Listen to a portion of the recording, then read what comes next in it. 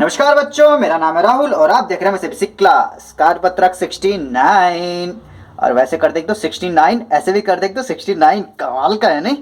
तो 24/12/2020 विषय सामाजिक विज्ञान, कक्षा 9वीं, पाठ 3 नाथसीवाद और हिटलर का उदय। हमने हिटलर को कई बार उदय करा लिया है और कितनी वर्कशीट भी लगी थी हिटलर का उदय कराने में। अगर ध्यान से देखेंगे तो 43 से हमने उदय कराना शुरू किया था। किसका? हिटलर का। 1 2 3 4 5 6। तो 6 वर्कशीट के अंदर अंदर हमने हिटलर का उदय भी कराया था और हिटलर का खात्मा भी करा दिया था। तो अब इसके अंदर अब आपके आएगी हिटलर के उदय के मतलब रिवीजन है। अब आपके पास लिखा नहीं यार इन्होंने कहीं, मतलब कि पुनरावृत्ति के दायरे के अंदर कहीं दिखाई दे रहा बच्चों? तो कमेंट बॉक्स में लिख के बताइएगा। तो चलिए हम पढ़ना स्टार्ट करते हैं। ठीक, पहला है न्यूरेमबर्ग अदालत की स्थापना क्यों की गई। ठीक है, अगर इसको बताऊं, इसका आंसर मैं फटाक से बता सकता हूं, लेकिन मैं वर्कशीट 47 एक बार दिखाता हूं आपको। वर्कशीट 47 में ध्यान से देखें क्यों की गई थी, तो ये आप अच्छे से और समझ जाओगे ना प्यारे बच्चों। आंसर तो कहीं से भी लास्ट में वीडियो को रोक के लिख सकते हो। तो यहाँ पे ध्यान से देखेंगे, ठीक है, ये न्यूरेमबर्ग का ही है। न्यूरेमबर्ग नागरिकता अधिनियम 1935 अनुसार जर्मन नस्लवाद वाले व्यक्तियों को ही जर्मन नागरिकता के अधिकार मिलने लगे। ठीक है, यहूदियों के साथ मतलब कुछ ऐसी चीजें थी। और इसको ऊपर वाला अगर पढ़ते तो आपको समझ में आएगा। इस दृष्टिकोण में सभी समाज बराबर नहीं थे। इस नजरिए में ब्लांड नीले आंखों वाले नार्डिक जर्मनी आर्य सबसे ऊपरी और यहूदी सबसे निचले पायदान पर थे। नाजियों के अनुसार जो नस्ल सबसे ताकतवर है वो जिंदा रहेगा, कमजोर नस्लों को खत्म कर दिया जाएगा। आर्य नस्ल सर्वश्रेष्ठ है और ये अपनी शुद्धता को बनाए रखने के लिए, ठीक है, कई प्रकार से, मतलब यहाँ पे बहुत ही अफरा तफरी मच गई थी। क्योंकि यहाँ देखिए, इसके अलावा यहूदियों द्वारा राष्ट्रीय ध्वज फहराने के बाद पर पाबंदी, यहूदी व्यवसायों का बहिष्कार, नौकरियों से निकाला गया और यहूदियों की संपत्ति को जब्त कर लिया गया। ठीक है, अब बाकी ये सब चीजें तो की गई थी और भी मानव उत्पीड़न जैसी चीजें की गई थी जो कि सहनीय नहीं थी। तो इसको रोकने के लिए एक अदालत बनाई गई थी न्यूरेमबर्ग में। ठीक है, वही वाली है। तो आप इस प्रकार से लिखेंगे, वर्कशीट 69 का आंसर पहला है, इसकी स्थापना शांति मानवता के खिलाफ किए गए अपराधों के लिए नाजी युद्ध पाबंदियों पर मुकदमा चलाने के लिए की गई थी। ठीक है, अब दूसरा आते हैं। आपको हर चीज का आंसर मैं आपको दिखाऊंगा ताकि आपको जो पिछली वर्कशीट, आप सभी वर्कशीट आपने पढ़ रखी है और आपको याद भी हो जाएगा। मित्र राष्ट्रों का नेतृत्व शुरू में किन दो देशों में के हाथों में था। अगर ये देखेंगे, जो आपकी वर्कशीट ये शुरू हुई थी, शुरू में ही था। ठीक है, जो वर्कशीट जब आपकी शुरू हुई थी 43, तो यही आप देखेंगे। तो 20वीं सदी की शुरुआती सालों में जर्मनी एक ताकतवर साम्राज्य था। उसने ऑस्ट्रेलिया साम्राज्य के साथ मिलकर मित्र राष्ट्रों, ठीक है, जो मित्र राष्ट्रों में सबसे पहले कौन आया था, ये है अब आपके मित्र राष्ट्र, इंग्लैंड, फ्रांस, रूस तथा बाद में इटली, रोमानिया भी शामिल हुए थे। तो पहला है फ्रांस और इंग्लैंड और फ्रांस लिखेंगे। तो इसका जो आंसर होगा दूसरे का आंसर हो जाएगा आपका इंग्लैंड और फ्रांस। ठीक, अब आते हैं आगे, पढ़ते हैं प्रश्न नंबर 3 में कहा गया है, जर्मनी को प्रथम विश्व युद्ध के हर जाने के संकट से निकालने के लिए अमेरिका ने कौन सी योजना बनाई थी। पता है ना, अमेरिका ने इसकी मदद की थी। तो वर्कशीट दिखाइए भाई साहब, कौन सी वर्कशीट में था, ये वाली वर्कशीट में है। ठीक है, तो सब कुछ इधर उधर रखना पड़ता है ताकि आपको बताते टाइम में सोचना ना पड़े। तो प्रश्न नंबर 3, तो ये रहा, देखो ध्यान से देखेंगे। तो जर्मनी को इस संकट से निकालने अमेरिकी सरकार ने हस्तक्षेप किया। हस्तक्षेप मतलब उसका मदद करने से मतलब है यहाँ पे। इसके लिए अमेरिका ने डॉस योजना बनाई। इस योजना में जर्मनी के लिए आर्थिक संकट को दूर करने के लिए हर्जाने की शर्त को दोबारा से तय किया गया। आपको पता है ना, हर्जाने के तौर पर कितना सब कुछ, इसकी जो आर्थिक स्थिति थी एकदम खराब हो चुकी थी। ध्यान से अगर ऊपर देखेंगे, ऐसा क्यों अमेरिका कर रहा था, क्योंकि बहुत ही खराब हो गया था ना। जर्मनी ने पहला विश्व युद्ध मोटे तौर पर कर्ज लेकर लड़ा था। सब कुछ नहीं था भाई साहब, निठल्ला बन गया था। जर्मनी सरकार बड़े पैमाने पर मुद्रा छाप रही थी। ज्यादा पैसा, जो कहते हैं ना, ज्यादा पैसा छाप दो सोल्यूशन हो जाता है, और खराब हो जाता है। ठीक है, अति मुद्रास्फीति का नाम दिया गया जब जहां पे पैसे की कोई वैल्यू ही नहीं होती फिर। ठीक है, तो घने घुमा फिरा के जो अमेरिका ने जो योजना बनाई थी इसको निकालने के लिए डॉस योजना थी। तो इसका आंसर आपको इस प्रकार से लिखना है, इसके लिए अमेरिका ने डॉस योजना बनाई। ठीक है, डॉस योजना बनाई। प्रश्न नंबर 4 पर चलते हैं। सन 1929 में जर्मनी को अमेरिका से मिलने वाली मदद रातों रात क्यों बंद होगी। अरे भैया, वो मदद कर रहा था, अब उसका खुद ही हुक्का पानी बंद हो गया तो क्यों नहीं बंद करेगा। अब ध्यान से पढ़े, तो यहीं से पढ़े थे। डॉस योजना बनाई। इस योजना में जर्मनी का आर्थिक संकट को दूर करने के लिए हर्जाने की शर्त को दोबारा से तय किया गया। चलो अच्छी बात है, थोड़ा सा उसे राहत दे देते हैं। जर्मनी के, अब यहाँ से आपको जर्मनी के आर्थिक सुधार अमेरिका के लिए अमेरिका से लिए गए कर्ज पर आश्रित था, बिल्कुल उसी पर ही डिपेंडेंट था। अब जर्मनी जब 1929 में अमेरिका में वॉल स्ट्रीट एक्सचेंज जो कि शेयर बाजार है धराशायी हो गया तो जर्मनी को मिलने वाली यह मदद भी रातों रात बंद हो गई। 1929 से 1932 की इस मंदी का सबसे बुरा प्रभाव जर्मन अर्थव्यवस्था पर पड़ा। तो ठीक है, सबसे बड़ा जो प्रभाव था जर्मन अर्थव्यवस्था पर पड़ता है। ठीक है, तो ये पुरानी वर्कशीट मैं इस वजह से दिखाऊं ताकि आप लोगों को याद हो जाए। वर्कशीट आप 44 में पढ़ चुके हैं। तो इसका आंसर क्या होगा? इसका आंसर इस प्रकार से होगा, 1929 में अमेरिका में वॉल स्ट्रीट एक्सचेंज शेयर बाजार धराशायी हो गया था। ठीक है, कोई अगर लिखने में दिक्कत हो तो आप यहाँ से भी यही चीज़ लिख सकते हैं। ठीक है, कहाँ से, ये बाजार धराशायी हो गया था, तो आगे भी बढ़ा के लिख सकते हैं इस प्रकार से। ठीक है, तो उम्मीद है चीज़ों में आपको अच्छे समझा पा रहा हूँ। कमेंट करके बताइए, जो मैं आपको ये पुरानी वर्कशीट बच्चों बताता हूँ तो क्या आपको देखने में सही लगता है या नहीं लगता है, तो मुझे कमेंट करके बताइएगा, तो मैं उसी प्रकार से मैं इम्प्रूवमेंट करूँगा ताकि आप लोगों को ज़्यादा दिक्कत ना हो। प्रश्न नंबर 4 तो हो गया, अब आते हैं 5 पर। प्रथम विश्व युद्ध की किस घटना ने हिटलर को आग बबूला कर दिया था? अब ध्यान से देखेंगे, आग बबूला तो हिटलर पहले ही हो चुका था। ठीक है, अगर मैं वर्कशीट दोबारा से 44 दिखाऊं, ठीक है 44, अगर इसका जो आंसर था यहाँ पे आंसर में क्वेश्चन में दिखाना चाहता नहीं, प्रश्न युद्ध यहीं पे दिखा देते हैं, यहीं पे। और हिटलर का उदय इस ये नहीं है, हिटलर का उदय वाले में था ना, ये दूसरा होगा आपका, ये तभी मैं कह रहा दिखाई नहीं दे रहा था, ये ला हिटलर का उदय। तो हिटलर का उदय ही क्यों हुआ था? अगर ध्यान से देखेंगे हिटलर के उदय होने के कारण क्या थे, तो बस मैं थोड़ा सा पॉइंट आउट करा रहा हूं ताकि आप लोगों को पीछे चीजें भी याद हो जाए। हिटलर का उदय, हिटलर जर्मन सेना में सिपाही था, याद रखना, एक ही सिपाही शुरू में से था। प्रथम विश्व युद्ध में जर्मन की पराजय और वायसराय की संधि ने, पराजय तो हुआ ही था और वायसराय की संधि ने उसे दुखी और आग बबूला कर दिया। आप दोनों लिख सकते हैं, वायसराय की संधि भी लिख सकते हैं और उसकी पराजय भी लिख सकते हैं। 1919 में उसने जर्मन वर्कर्स पार्टी की सदस्यता ली, जिसने बाद में नेशनल सोशलिस्ट पार्टी का नया नाम दिया। इसी को नाजी पार्टी के नाम से जाना जाता है। ये बाद में पढ़ेंगे, लेकिन समझ में आया। तो जर्मन हार भी चुका था और सबसे बड़ा मुझे यही रीजन लिखता, अगर आपने भी अगर लिखा होगा हिटलर के उदय के क्या कारण थे, तो सबसे पहला हार ही था और दूसरा था कि वह जो उस पे वायसराय की संधि थोपी गई थी उससे वो काफी दुखी था। तो एक शब्दों में लिखना था तो मैंने एक शब्दों में ये लिखा है, एक वाक्य में, वायसराय की अपमानजनक संधि ने। ठीक है, आप इस प्रकार लिख के आगे बढ़ सकते हैं। प्रश्न नंबर 6 आ जाते हैं। प्रश्न नंबर 6 में क्या कहा गया है, ध्यान से देखते हैं। हिटलर ने जर्मन वर्कर्स पार्टी को नेशनल सोशलिस्ट पार्टी का नया नाम दिया, जिससे बाद में, अरे तो अभी पढ़ा था बच्चों, ये देखो 1919 में उसने जर्मन वर्कर्स पार्टी की सदस्यता ली। पहले सदस्य ले लेता है और बाद में इसका नाम ही चेंज कर देता है। बाद में नेशनल सोशलिस्ट पार्टी का नया नाम दिया। ठीक है, इसी को नाजी पार्टी के नाम से भी जाना जाता है। ठीक है, नाम दिया जिसे इसे बाद में नाजी पार्टी के नाम से भी जाना जाता है। तो प्रश्न नंबर 6 में आपको नाजी भर देना है। प्रश्न नंबर 6 का उत्तर में आपको नाजी भर देना है। ठीक है, अगर मैं यहाँ पे भर लूँ तो यहाँ पे आपका नाजी आएगा। ठीक है, आगे आते हैं तो यहाँ पे नाजी लिख भी दिया गया है। नाजी डैश में लोगों को एक बेहतर भविष्य की उम्मीद दिखाई देती थी। अब ध्यान से देखेंगे तो मैं इसी में दिखाऊंगा, मैं आपको इसमें दिखाना चाहूँगा वर्कशीट 45 में ही, 45 से ही है ये 2-3 क्वेश्चन है यहाँ पे लगातार। ठीक, तो मेन पॉइंट पहले है नाजी प्रचार की कला। इन्होंने इस प्रकार से प्रचार किया कि लोग बेहतरीन इसके बातों में आ गए। देखिए, मजदूर बेरोजगार हो रहे थे और मध्य वर्ग को लाचारी और भुखमरी का डर सता रहा था। नाजी प्रचार में लोगों को एक बेहतर भविष्य की उम्मीद दिखाई देती थी। ठीक है, तो इस प्रकार से अगर यहाँ पे ध्यान देखेंगे, दो बार प्रचार बहुत किया गया। नाजी में ने अपने धुआंधार प्रचार के जरिए हिटलर को मसीहा बना दिया और जो विचारधारा थी ना, जो इन्होंने प्रचार किया, अपने बहुत अच्छे से प्रचार किया। तो इसी प्रकार अगर इसका आंसर आपको लिखना होगा तो प्रचार ही लिखना होगा आपने। ये अगर वर्कशीट 45 पढ़ी होगी, जिसको डाउट होगा और डिटेल्स में पढ़ना है तो वर्कशीट आप 45 एक बार देख लीजिएगा, बहुत कुछ इसका क्लियर हो जाए। तो यहाँ पे आपका 7 नंबर प्रचार आएगा।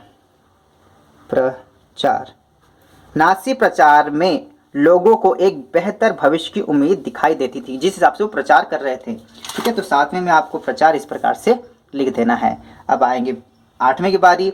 जर्मन मंत्रिमंडल डैश का पद सबसे शक्तिशाली था, जिसे 1933 में हिटलर ने पा लिया नहीं, पा लिया यार, पा लिया नहीं, ठीक है, आलिया भट्ट मत लिख देना।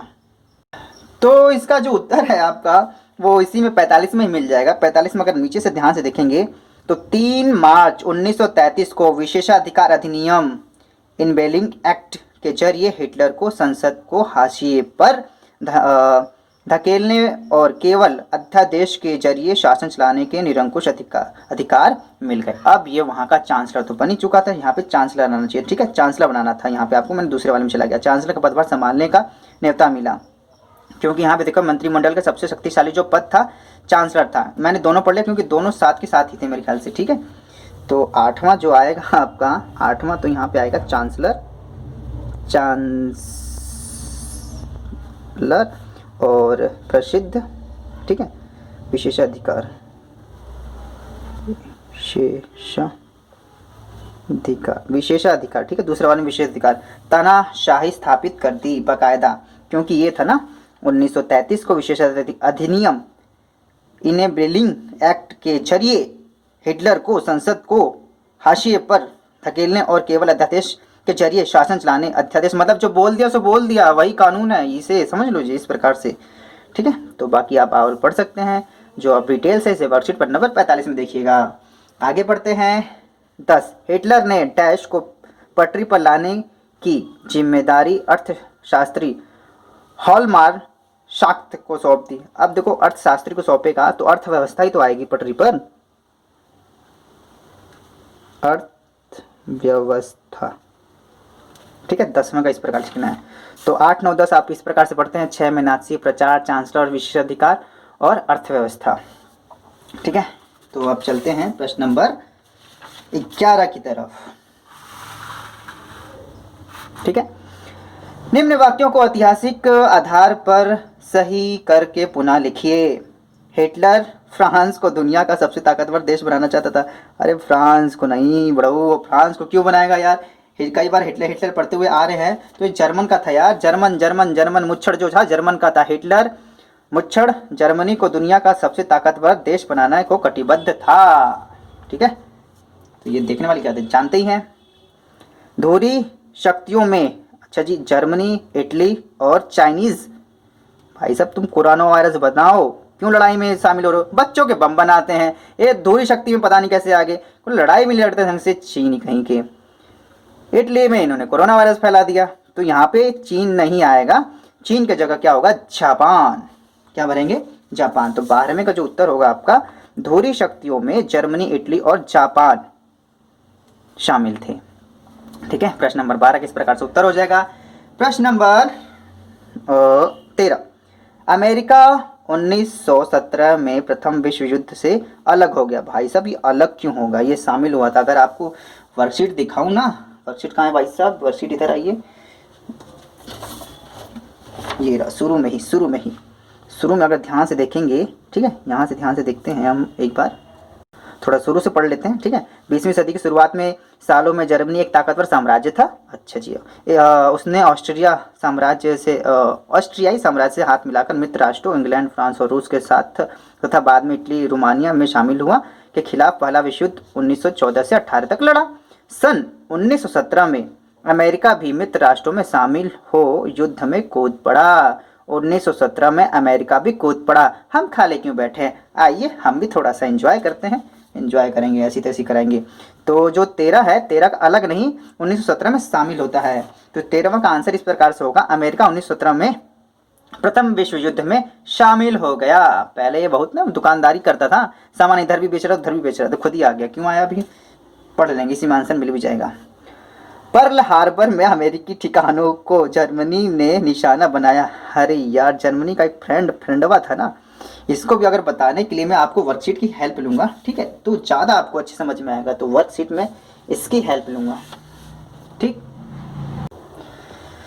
यहाँ देखिए वर्कशीट 46, नाथसीवाद और हिटलर का उदय, चौथे अध्याय में देख रहे थे, चौथे भाग में। यहाँ पे ये रही। जब जापान ने हिटलर को समर्थन दिया तो पर्ल हार्बर पर अमेरिकी ठिकानों पर बमबारी का निशाना बनाया तो अमेरिका भी दूसरे विश्व युद्ध में कूद पड़ा। ठीक है, जापान ने हिटलर का समर्थन किया तो पर्ल हार्बर पर किसने हमला किया? जापान ने। और फिर यही था कि अमेरिका भी दूसरे युद्ध में कूद पड़ा। पहले तो कूदा ही था, दूसरे में भी कूद गया भाई सब। आइए आइए करेंगे स्वैग से स्वागत। अमेरिका कहाँ पीछे हटने वाला था। ठीक है, और हुआ क्या अंत में ये भी देखने की बात है, अमेरिका भी दूसरे युद्ध में कूद पड़ा। यही रीजन था, मेन यही रीजन है 1945 में हिटलर की पराजय और जापान के हिरोशिमा शहर पर अमेरिकी परमाणु बम। यही रीजन था, जापान की छोटी छोटी आंखों को अमेरिका ने बड़े बड़े आंखें दिखा के खोल दिया। तो इसी से 1945 में बम गिरा दिया था और यहीं से जो दूसरा विश्व युद्ध था समाप्त हो गया था। 15, ठीक है, सन 1941 में अमेरिका पर हमला करना हिटलर की ऐतिहासिक बेवकूफ़ी थी। अरे मुच्छड़ ने अमेरिका पर हमला नहीं किया था, मुच्छड़ ने हमला किया था। अगर ध्यान से देखेंगे इसी वर्कशीट में था, हमें आगे पढ़ लेना चाहिए था, वर्कशीट 46 में ही पढ़ रहे हैं। ठीक है, इस बेवकूफ़ी यहीं पे था ना, ये रहा। जून 1941 में उसने सोवियत संघ पर हमला किया। यह हिटलर की एक ऐतिहासिक बेवकूफ़ी थी। तो यहाँ से दोनों चीज़ आंसर निकल जाता है। बड़े बड़े जो लोग होते हैं वो भी बेवकूफ़ी करते हैं। क्यों बच्चों, आपको लगता है बेवकूफ़ है कि छोटे छोटे बड़े बड़े लोग आपको डांटते हैं बेवकूफ़ है क्या, बेवकूफ़ है क्या? कहते हैं ना, हिटलर भी तो बेवकूफ़ था, इतना बड़ा देश चला रहा था, बेवकूफ़ का इनका। और जाइएगा सोवियत संघ पर हमला करने के लिए। ठीक है, तो इसका आंसर हो जाएगा आपका इसका आंसर है सोवियत संघ पर हमला करना हिटलर की ऐतिहासिक बेवकूफ़ी थी। इस प्रकार से आपका हो जाएगा। ठीक है, तो यहाँ पे आपका ये गलत था, इसमें अमेरिका, इसमें जर्मनी, ठीक है, इसमें चाइना, इसमें अलग, यहाँ पे आपको बदलना था। ठीक है, तो यहाँ पे फ्रांस नहीं आएगा, यहाँ पे जर्मनी आएगा या जर्मन आएगा। ठीक है, अब आते हैं प्रश्न नंबर 17 पर नहीं 16 पर। नीचे दिए गए प्रश्न के कथन ए और उसका कारण आर दिए गए हैं। इन वाक्यों को पढ़कर सही विकल्प का चयन कीजिए। ठीक है, सही विकल्प चयन कर लेंगे, कौन सा है चयन ही करेंगे, चयन से चयन की नींद लेंगे। फिर कथन और कारण। द्वितीय विश्व युद्ध 1945 को खत्म हुआ। अरे बिल्कुल। अमेरिका ने जापान के हिरोशिमा पर परमाणु बम गिराया। अरे यही तो रीजन था यार पहले। ठीक है 1945 में खत्म हुआ और रीजन यही था कि अभी हमने थोड़ी देर पहले जो पढ़ा था ना अभी थोड़ी देर पहले। हाँ, तो एक बार और पढ़ लेते हैं। ठीक है, मजा आता है जब बीच में लोग उंगली करते हैं ना, परमाणु बम गिरा दिया इसने। अमेरिका दूसरे विश्व युद्ध में कूद पड़ा। जापान के हमला करने के बाद पर्ल हार्बर पर 1945 में हिटलर की पराजय और जापान के हिरोशिमा शहर पर परमाणु बम गिराया और दूसरा वर्ल्ड विश्व युद्ध समाप्त कर दिया। तो सही है, तो ए और आर दोनों सही है। ए आर की सही व्याख्या करता है। अरे सही है यार, पहला ही है, दूसरा पढ़े क्यों? ए आर दोनों सही है किंतु ए आर की व्याख्या नहीं करे, गलत है। ए सही है, आर गलत है, गलत है। तो इसका जो आंसर आएगा पहला आएगा। दूसरा आते हैं 17 नीचे दिए गए प्रश्न कथन ए कारण आर दिए गए हैं। इन वाक्यों को पढ़कर सही विकल्प का चयन कीजिए। चयन कर लेंगे यार, चयन की नींद तो लेने दो एक बार। कथन और कारण। कथन में क्या दिया गया है? जर्मनी की विचारवादी नीति को इंग्लैंड का भी खामोश समर्थन मिल रहा था। बिल्कुल। अरे यार देखो चीजें क्या थी, जर्मनी का विस्तारवादी था, इंग्लैंड को तो पता था यार बढ़ा रहा है, लेकिन वो शांत था यार, ये विचार के साथ थोड़ा सा गलत हो गया है। ठीक है, जबरदस्ती उसके ऊपर इतनी सारी चीजें थोप दी गई। चलो ठीक है, इंग्लैंड की नज़र में वायसराय की संधि के नाम पर जर्मनी के साथ बड़ी नाइंसाफी हुई थी। अरे हाँ, यही तो रीज़न था। पहला सही है और दूसरा कारण भी बिल्कुल सही है। तो ए आर दोनों सही है। अरे वाह, पहला ही सही है इसका। अरे दोनों में पहला ही सही है। ठीक है, अच्छी बात है। तो मैं भी इसको इस प्रकार से लिख देता हूँ और इस प्रकार से आप आंसर भी इसका लिख सकते हैं। ठीक है, तो 16 का ए और 17 का भी ए, और यहाँ पे आंसर लिख लीजिएगा, आपका हो जाएगा। उम्मीद है MyCBC क्लासेस वीडियो देखने के लिए अच्छा लगा होगा। और ये भी बताइएगा, जो मैं आप लोगों को ये पुरानी वर्कशीट दिखाता हूँ प्यारे बच्चों। ठीक है, देखो आंसर तो मैं भी लिख के एक साइड में तुरंत हो जाता हूँ। ठीक है, आंसर लिख दूंगा, साइड में हो जाऊंगा, लेकिन ये जो पुरानी वर्कशीट मैं आप लोगों को दिखाता हूँ ताकि आप लोगों को जो पुरानी चीज़ें वो याद हो जाएं। ठीक है, यही मेरा एक मकसद है। नहीं तो आंसर लिख के तो मैं तुरंत हट जाऊंगा यार, तुरंत इसका आंसर 1 मिनट में हो जाएगा। तो अगर आपको ये पुरानी वर्कशीट दिखा के अच्छा लगता है तो नीचे कमेंट करके बताइएगा सर जी हाँ, आप पुरानी वर्कशीट से भी काफ़ी मदद करके पढ़ाइए उससे, ताकि हमें मदद मिलती है। ठीक है, तो आप एक कमेंट लिखिएगा सर हाँ, पुरानी वर्कशीट का इस्तेमाल करिए। ठीक है, और एक स्माइली बना दीजिएगा जिससे मुझे अच्छा लगे, नहीं आप सच में कह रहे हैं और अपने मन से खुश होकर कह रहे हैं। तो चलिए, MyCBC क्लासेस वीडियो को देखने के लिए धन्यवाद। जय हिंद, जय भारत।